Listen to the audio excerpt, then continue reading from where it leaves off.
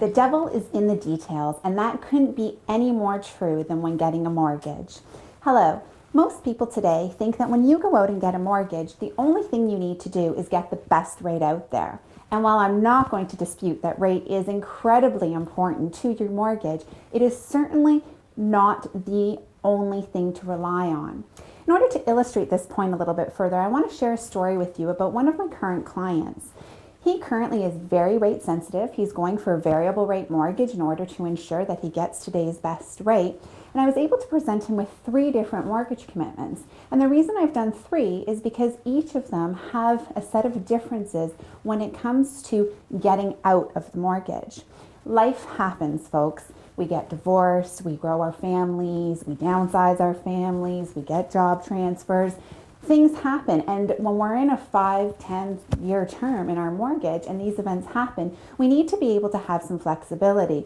So my job here is to help you balance today's rate with the potential of any changes that may be coming your way in the next few years.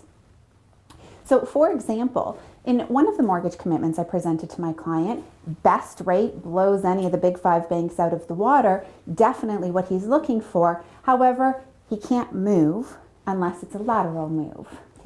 If he does, he will be subject to a 3% charge to break the mortgage, where industry standard is more like 3 months interest rate. Makes a huge difference when we're talking $3,000 versus $12,000.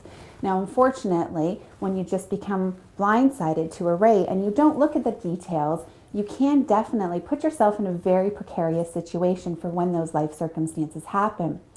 Therefore, I've also obtained a mortgage commitment only 0.05% less than what that amazing rate is, but that one will give him the flexibility to be able to not only take his mortgage with him to a new home, increase the size of his mortgage, but it'll also even allow him to put a second mortgage behind it, which not a lot of mortgage companies currently offer.